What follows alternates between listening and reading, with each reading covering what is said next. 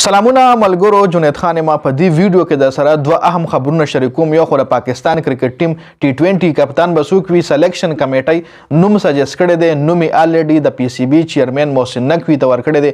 افیشلی اعلان نه دی شوی د چا نوم یې سلیکټ کړی، آیا بابر اعظم دی، رضوان دی او کنه شاهین دی. په دې باندې تفصیلا خبره کوو. بل د پاکستان هیډ کوچ بسوک وی، بالینګ کوچ بسوک وی، کوم کلاړیانو سره، کوم ایکس کرکټر سره د پاکستان کرکټ بورډ خبرې روانې دي، په هغې باندې هم ډیټیل سره خبرې کوو. سلور کوچز بدل دی ویډیو کې ویما د پاکستان بیټینګ کوچ، بالینګ کوچ، فیلډینګ کوچ او هیډ کوچ سلور نمونه باندې غور روان دي چې کیسه کسان اګری شوی هم دي د پاکستان کوچینګ لپاره. نو په دې باندې تفصیلا پر دوه خبرو باندې اهم خبرونو باندې په دې ویډیو کې خبره کوو. جی ویډیو خپل هم مکمل وګورئ او مخکې ملګرو سره ضرور شریکئ. ټول نه پهله خو په کپتان باندې خبره کوو چې کپتان بسوک ویجی. ډیر مرګري ډیر کرکټ فینز د پاکستان کرکټ ټیم هم په دې خبره انتظار دي چې د پاکستان کرکټ ټیم کپتان بسوک ویجی. نو غټ نوم دار راغله چې بابر اعظم به د پاکستان کرکټ ټیم کپتان وي. نو سلیکشن کمیټي د بابر اعظم نوم PCB چیرمن لا سجست کړی چې بابر اعظم دی د ټیم کپتان شي. جی بابر اعظم له چون کې کپتانی نه وکول په کار خیر هغه یو سپریټ ټاپک ته پاغه باندې به یو بل ویډیو بیا جوړ کو، یو بل ویلاګ به جوړ کو. خو دې کې سلیکشن کمیټي چې کومه دا وهاب ریاض، عبدالرزاق، دای چې کوم دی اسد شفیق، دای الریډي د بابر اعظم نوم سجست کړی دی PCB چیرمن لا.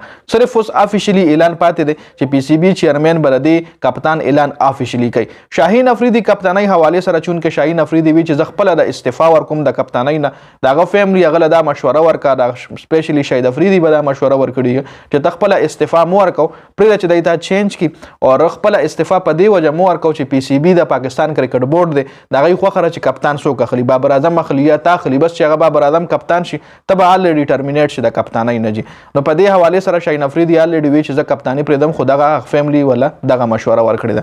دنه علاوه اوس پراشو خبره بو کو جی د کوچینګ حواله سره کوچینګ سټاف پسوک وي د پاکستان. نو هیډ کوچ چې کوم دیغه ګيري کرسټن سره خبره روانه ده. ګيري کرسټن د ساوث افریقا یو ډیر زبردست کلاړي، یو ډیر زبردست بیټسمن، د ډیر ټایم نه کوچینګ کوي، د یو ډیر غټ کوچینګ کیریئر دی. د انډیا کوچینګ هم کړي 2011 ورلد کپ چې کوم انډیا ګټلو هغه د په کوچینګ کې انډیا ټیم ګټلو 2011 ODI ورلد کپ. جی نو دا یو کوچینګ یو ډیر غټ ایکسپیرینس دی. نو پاکستان ته فائدہ ورکول شي هیډ کوچ کچره ګيري کرسټن آفر قبول کو الریډي.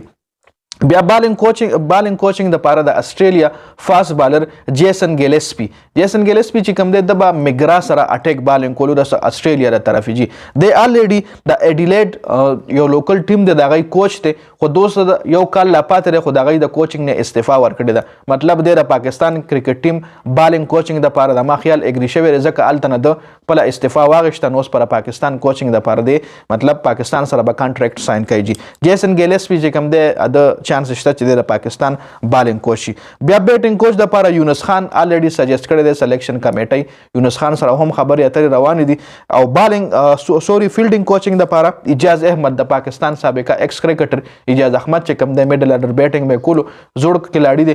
نو بالینګ کوچینګ د پاره اجاز احمد، بیټینګ کوچ د پاره یونس خان، بالینګ کوچینګ د پاره ګیلسپی جیسن ګیلسپی او هیډ کوچ چې کوم دی هغه د ساوث افریقا ګيري کرسټن چې کوم دی هغه سره خبرې اترې روانې دي.